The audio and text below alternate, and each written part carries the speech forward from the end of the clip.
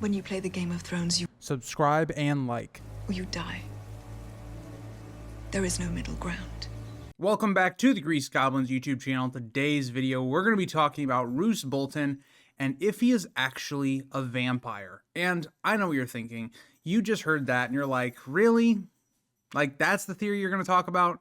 Doesn't seem realistic at all. I know that's the way that I thought about this theory when I went into researching it and looking at people much smarter than me who came up with this theory. And I'll say this. I don't think it is the most concrete theory in the world. I think it's not like the one I would say is true, but I think it's really interesting. And especially when we're around Halloween, let's have a fun theory. And so we're going to go through this theory and just keep an open mind, okay? I'm not saying this is a theory I believe, but just keep an open mind as we go through the vampire theory. I will point this out. I really do want to point this out. This theory is not the bolt-on theory where it's like Roose is putting on different skins and he's killing his heirs or whatever and continues to live through them or something along those lines. This isn't necessarily that. This is kind of more to do with just trying to understand if Roose is undead or not and looking at some things like fantasy tropes and if there is some sort of connection to vampires being in A Song of Ice and Fire. So I want to point this out. In terms of A Song of Ice and Fire, why does it kind of seem outlandish that there might be vampires in this series when in reality we have things like dragons, we have zombies in terms of wights, we have the equivalent to werewolves being, you know, things like wargs and direwolves, some of the things that the Starks are, Varamir. We have like a Frankenstein trope with Qyburn and Robert Strong. We have possibilities of mermaids, mermen, those kind of things. We have all these different types of fantasy creatures, or even the green men if you want to go that far, but we don't have vampires. Of all the main, fantasy creatures or things that are written about, we don't have like the Dracula equivalent. So why is that? And you also think about it like this, George doesn't hate writing about vampires either. We know that he wrote a book called Fever Dream, which includes a story about vampires. I know my friend JC just got done finishing that book, or maybe not just got done, but he finished a book recently, and even I remember him in either a live stream or talking to him, saying something along the lines of, yeah, there's a character in that book that feels very similar to Roose Bolton. It kind of gets you thinking a little bit. Like, did George leave that door open? Maybe there's more to what's going on with Roose than we really think. So the next question would be, well, why invoke this type of character, like a Dracula-esque character, into A Song of Ice and Fire? Now, I want to point out that George doesn't really shirk away from these things either. Shiera Seastar, or really any other like beautiful woman that keeps her beauty, all the rumors are always, oh, they bathe in the blood of like virgins or whatever. Like that is a very common fantasy trope. So George doesn't really shy away from that. So why would he shy away from something like a vampire, which is kind of described as being like a noble lineage plus a blood ritual plus, well, an unnatural longevity? Well, Roose kind of has a lot of those kind of things checked off. Roose has this fascination with blood, for instance. He's a noble. He comes from a house that has a very dark and mysterious past with flaying their enemies and having maybe this one room in the Dreadfort which they hang the skins of their enemies. They also have rumors in their history about wearing the skins of their enemies and then basically using that against them. So for instance, Winterfell, when it is burned / sacked by the Boltons, it said that's how it was done, through possibly trickery of using the skins of a Prince of Winterfell. So there's a lot here that is really interesting when you try to put it into a vampire-esque theory. So let's kind of establish what actually is a vampire in folklore. Now, I'm somebody that is not the biggest fan of reading vampire stuff. I know Twilight was all the rage when I was younger, and there's just been a lot of vampire stuff. It's not been my favorite thing in the world, but let's kind of go through it. So more or less what a vampire is an animated corpse, a soulless undead, pale, cold, corpse-like looking creature that does not eat but substitutes blood. They prefer the night, dark, quiet. Fire could lead to their death, and they can be quote-unquote warded. So let's kind of compare this then to what George has already given us. So George has given us a couple signs of what the undead do in his world. So Coldhands to me is the best example because he's not like this brainless wight that we see. He's a person that it seems like something went wrong, or at least he started as a person, but now he's somewhat undead. He's not exactly living. So we kind of get some descriptions of the character being very corpse, pale skin, cold to the touch, no breath, does not eat, voice is thin and whispery, fears fire, and blood congeals after death. So that just means like his extremities are turning black. So for instance, like his hands or his feet. And so a lot of that is really interesting because it can also be comparable to what an undead creature would be for like a vampire. So let's kind of apply that to Roose, because a lot of the things that I just said can also apply to Roose. Now, some of them don't, for instance, like we don't know that Roose has like a fear of fire or anything like that, but just think about the way that Roose is constantly thought about. He's thought as having an inhuman, color of eyes. They look like ice. They don't look natural.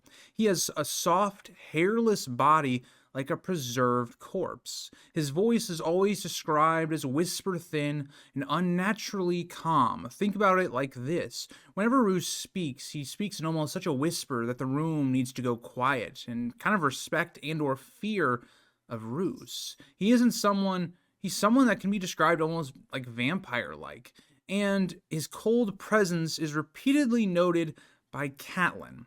Now, I'll say this, a lot of people take this more to mean that Roose possibly has some connection with the others, and if you want to think about the Night's King, we're told there is a rumor that possibly the Night's King was a Bolton.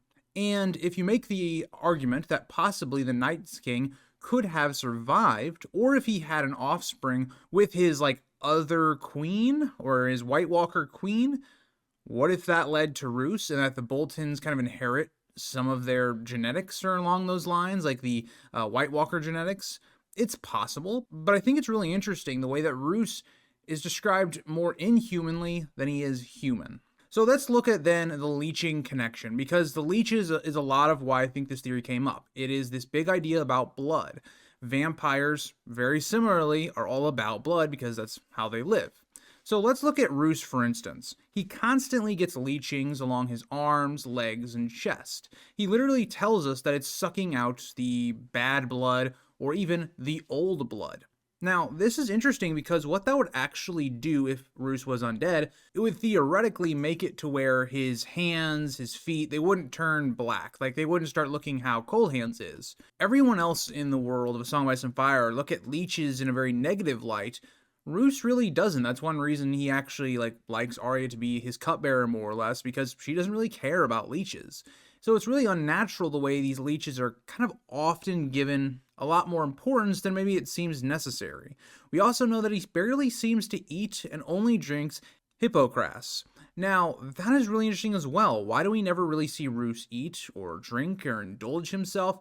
Even at the feast we see with Theon and Dance with Dragons, where you have Roose kind of waiting for Wyman to try something before he does, it still begs the question, why does Roose never seem to indulge himself? And George also gives us a quote about how Roose seems to be almost obsessed with the blood from the meat that he's eating. He's dipping whatever he was eating in the blood off the plate. It's really interesting the way that there's a lot of things that are paid a lot of attention to that don't really feel like a lot of other characters would do that. Could you imagine that description with Ned, for instance, from eating?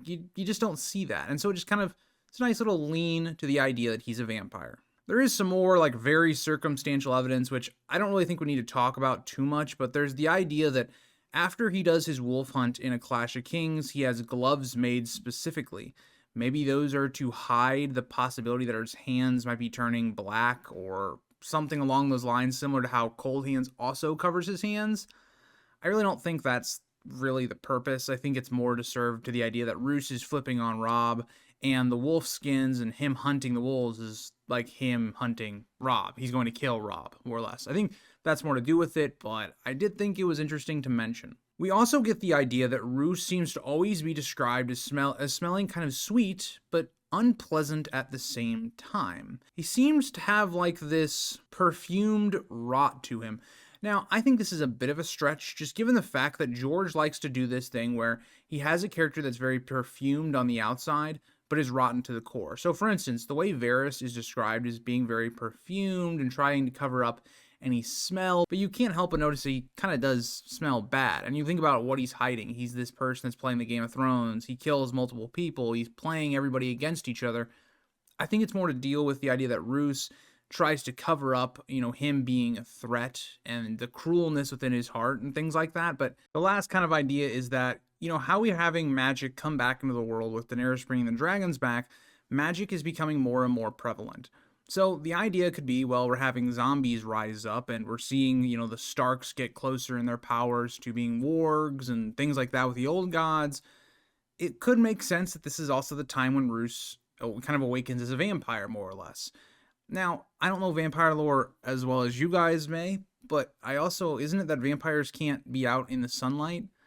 So I don't know how this theory makes up for that idea, because Roose is seen in sunlight. So yeah, as we get to the end of this theory, there's some interesting evidence to point to the idea that Roose could be undead to some degree, and all of that, but there's very little to really look at the idea of him being a vampire. Like, we don't ever see him sucking down blood or attacking somebody and biting their neck or something, or any of those things. And so I think this theory is very interesting. I think it puts a lot of things that are minute details and puts a little bit of a lens on them to try and figure out if there's something more. And I do think there might be something more with Roose, just given what we know about House Bolton's history.